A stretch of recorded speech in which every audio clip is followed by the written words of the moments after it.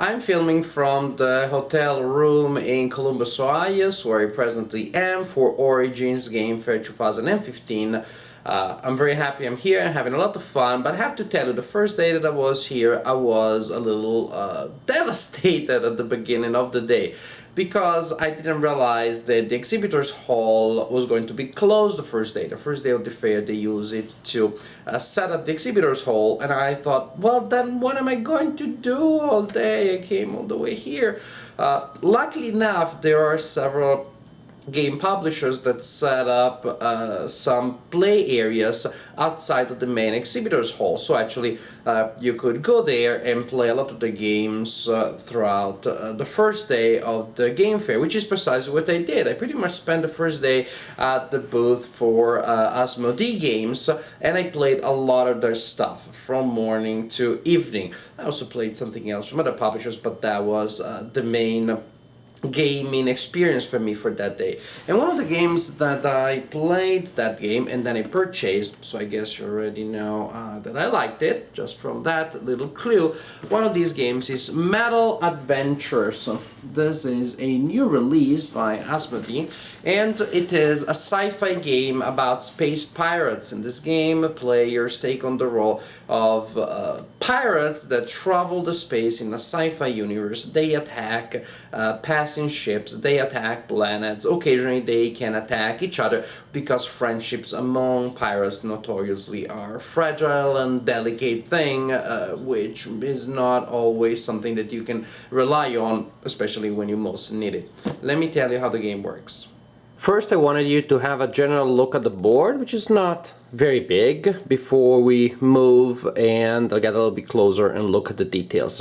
Here you have an area where you will place cards representing some of the ships that your pirates will be attacking. Ships will come out of the stack in groups of 3 and will be placed in this area here. There are also some event cards that may show up from this deck, and you simply resolve the events as they come out. This deck actually is formed by 2 different decks, blue-backed cards and cards with the red back, and simply the blue ones are easier to attack and defeat. The other ones are much harder to defeat, so you will get used to combat first with easier targets, and then you'll deal with the toughest targets. So this is the area where you will see the enemy ships that are available for you to assault. Here you have a track which represents the Tour of Pirates, a sequence of actions that you may choose to take. The most common action that you will take in the game is the Tour of Pirates. In the Tour of Pirates, if that's the option that you choose for your turn, you must attack some targets. You're a pirate, you're aggressive, you're always looking for trouble. There are 3 possible targets for you to attack. You may attack a ship coming out of this deck. You may attack one of the planets that are represented on the board. Each planet is associated with a jackpot, which is an area where you'll place space bucks during the game. That is the currency in the game. Or you can choose to attack another player.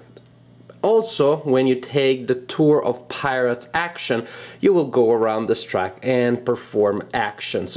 For each section of the track, there are multiple actions, and you can perform 1 per section. So you can choose to perform an action of those represented by the icons on this section, then an action here, then an action here, then an action here. And you have to perform them in order, which presents some interesting timing aspects that you will become familiar as you play the game.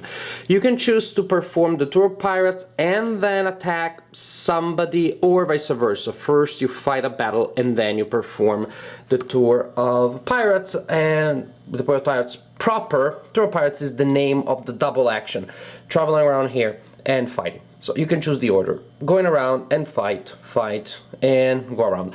I keep showing this area, at least indicating this area, because this is the most common target that you will be attacking during the game. You're a pirate, so you have a pirate ship at the beginning of the game. You receive a card from a selection of possible ships, and these have different symbols and different advantages. when they fight against different targets or under different circumstances. They just have special powers and abilities. Also, each ship is represented by this clanky looking set of dials. This is actually 4 dials combined, and figuring out how to use the dials is probably the most complicated thing in the game. You will get used to it, but it'll take a little bit of getting used to it. Here you have a dial that indicates the strength of your ship. The white number is simply the attack power, and there's also a yellow modifier written underneath. The white power you use when you attack an enemy. The yellow modifier is the bonus that you lend to another player if you decide to support the player in combat. As you gain equipment, support, upgrades, your level of power and ability to support will go up. Here you have another dial, which is the damage dial. As you take damage, you will get damage points, which will affect your power strength. As you can see, by moving the damage dial, you're affecting the result on the power dial. 2 other dials that work in a similar way, that is, they affect each other, are these. This is the glory dial, the reputation dial, which also represent victory points, so that's very important. Gaining glory is what really matters in this game. You're earning money, but in order to gain glory. You win the game if you achieve 9 glory points before anybody else does.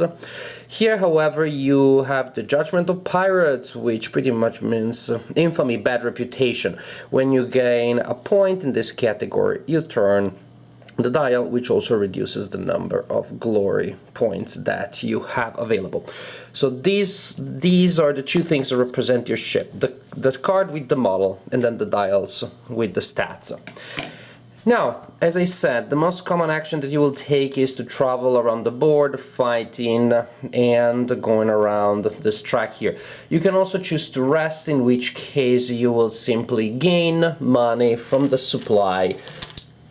Here are the money tokens. You will gain money, and also you will repair damage on your ship. But as I said, usually you want to go around and do things, and probably you will want to time things in such a way that you can always have some money with you.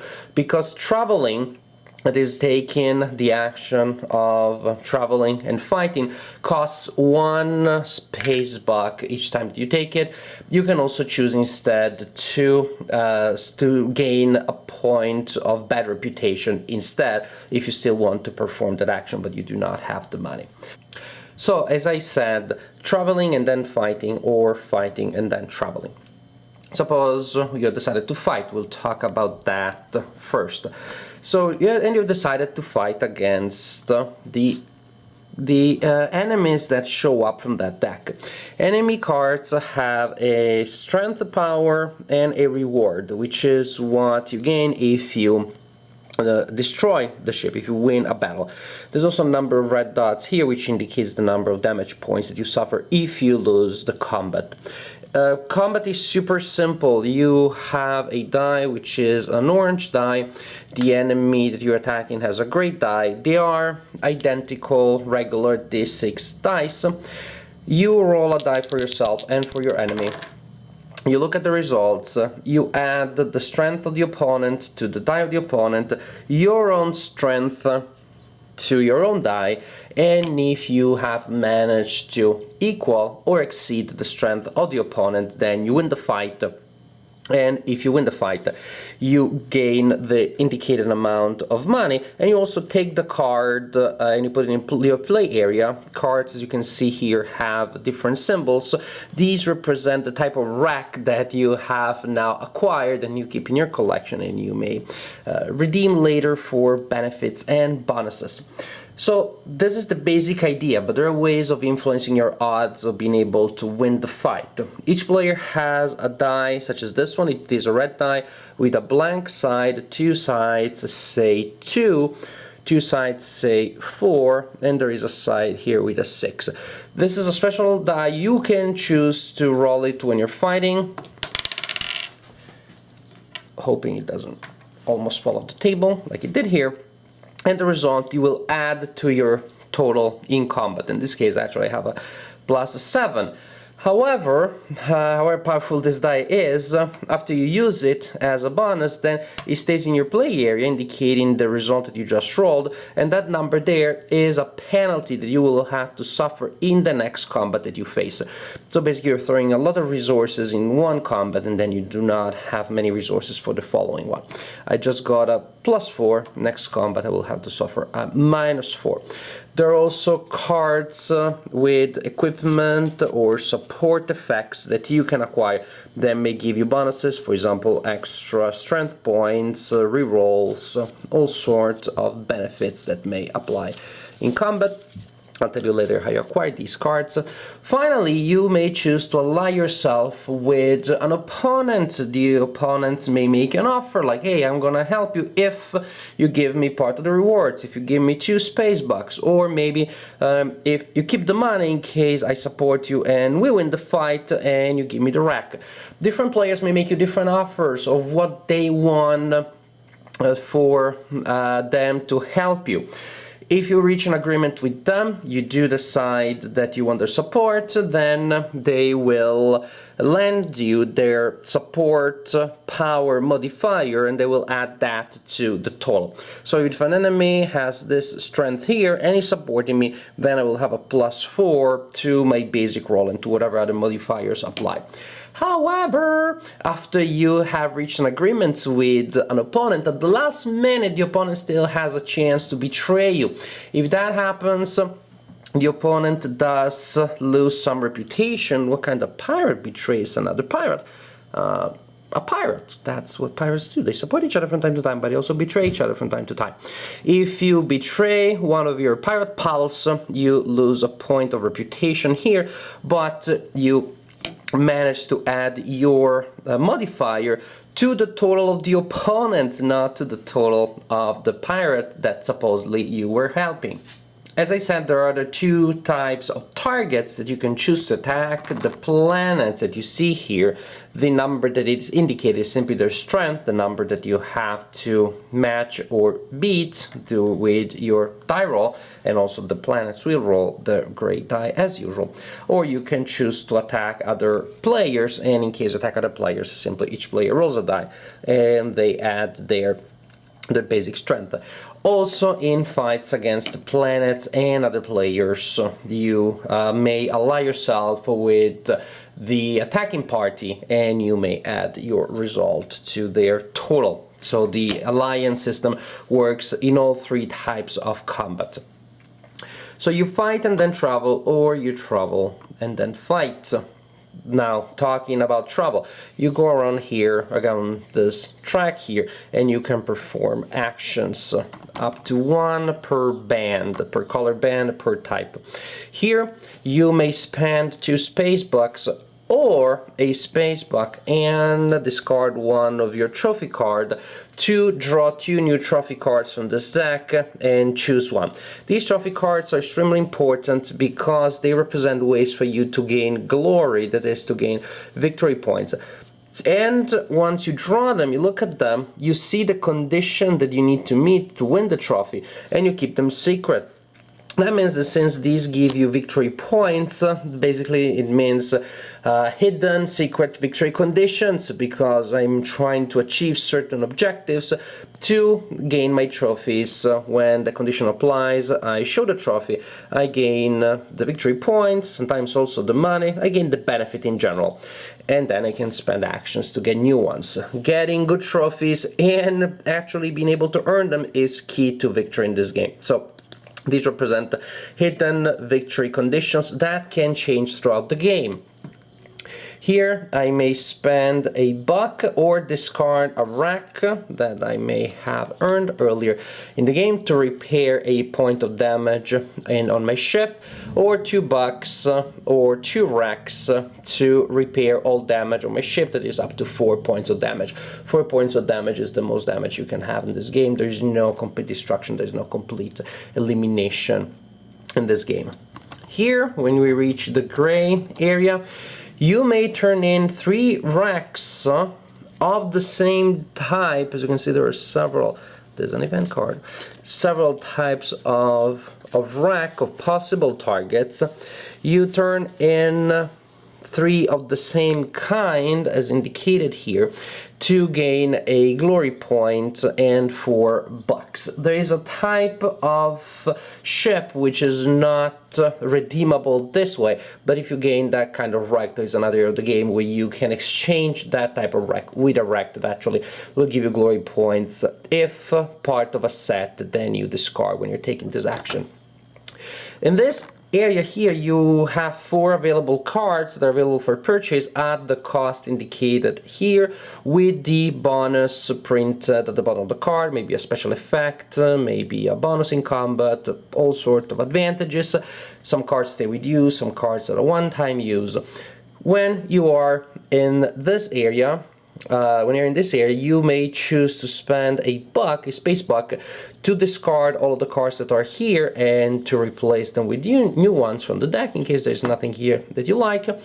Or you may choose to spend the indicated amount of dollars to purchase the card, to acquire the card, which may be a support card or an equipment card. This is what those 2 symbols represent. Here we have cards that are discarded from the equipment area go in here. They form a discard pile. You may use the action indicated here to purchase them at the indicated cost +1. So you may have even better chances here to purchase cards from this deck than from that area, but it is at a higher cost, $1 more. Here, you may choose to reduce, if you take this action, you may reduce your bad reputation if you spend $2 or discard a special card, a Pirate Hunter card. Here, 2 possible actions again. You may turn in a rack from the ones that you have collected and spend $1 to replace that with a rack from the discard pile of this area. When you're attacking one of these ships, you select it, you fight it, and the other ones go in the discard pile. Other players or yourself later may choose to discard racks that you have acquired and spend money to be able to gain racks from the discard pile, which of course is very useful and very important to create sets. Here, finally, you may spend $6 or discard any 6 wrecks or any combination of these, as long as it's a total of 6 things, to acquire a glory point. So there's another source of glory points. The game continues like this, turn after turn, taking a rest or traveling and fighting and traveling until a player reaches 9 glory points, and that player is the winner of the game. If the deck of available targets runs out before any player has reached 9 victory points, 9 glory points, then the player that wins the game at that point is the player with the highest amount of glory points on their tile. This is the starship that is flying. I really enjoyed this game because there were a lot of wrinkles, a lot of angles and elements to it. There is deduction, and that's something that was surprising to me. I thought it was going to be a little bit of a Euro game in disguise within a sci-fi adventure theme. It turned out actually that the deduction element is really a huge one, because players have secret objectives represented by the trophies that they can earn, the trophy cards that they are hiding. This is key because there is such a huge amount of points that can be scored if a player figures out a way of scoring several trophies in a row. If you do so, and maybe you also manage to collect some points from around the board, you may score a lot of points in a turn that may win you the game. You may start the turn from a position a little behind, from a low score, score 2 trophies, add a point here, a point there, boom, you won the game. Which is an ideal way of playing the game. Ideal also means that you cannot always do it.